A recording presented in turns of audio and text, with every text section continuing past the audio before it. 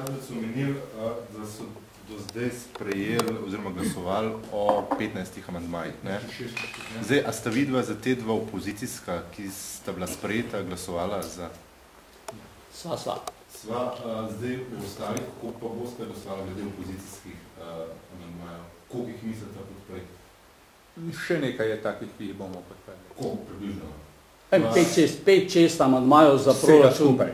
Ja, za proračun, rebalans proračuna 2. Ja, vseh amandmajev je pa koliko jih je? 150, ja, se to je kolega Pukšič dobro obrazložil, da nekaj je takih, ki so prav škodljivi, če bi bili sprejeti. Konkretno je omenjal amandma, ki bi naj dodatno prenesel 500 000 občinam.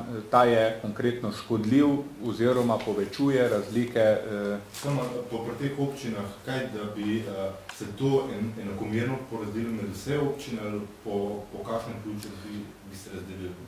No, pogledajte, zelo enostavno bom vam povedal, ne? To je enostavno vložen populistični amandma. To, kar se sedaj vi mene sprašujete, ne? Po kakšnem ključu bi se to razdelilo, to bi moralo pisati v obrazložitve.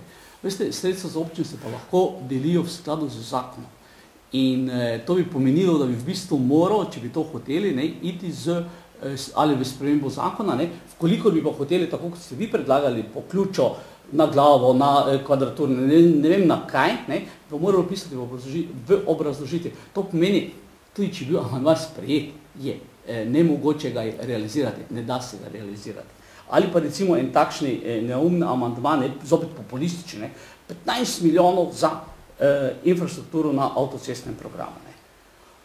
Kje so pa bili ti, dragi gospodi, seveda gre pa za to, ne, da bi nekdo za neki odsek to želel imeti na nekem področju, kje so pa bili ti, dragi gospodje iz opozicije, ko so bili v koaliciji in so popolnoma pozabili na avtocestni program Slivnica-Hoče, na avtocestni program Prekmurja. Ta vlada v teh 4 letih, oziroma v teh 3 letih pravzaprav pospešeno gradi tisto, kar je bilo prej zapostavljeno. In verjamite mi, da se ta vlada ne bi danes šele kome pogovarjala, interesirala tako imenovanega tretje razvojne osi, če bi imeli pokrajine. Že zdavnej bi pokrajinski sveti to seveda imeli toliko moči in pritiskali na kakršnokoli vlado že, da bi to bilo v nacionalnem programu prej in bi se danes že to izvajalo. Mi pa šele danes komaj začenjamo graditi, ker smo seveda, veste, potrebno je odkup zemljišč, potrebno je dokumentacija, lokacijska dokumentacija in vse ostalo, potem razpisi,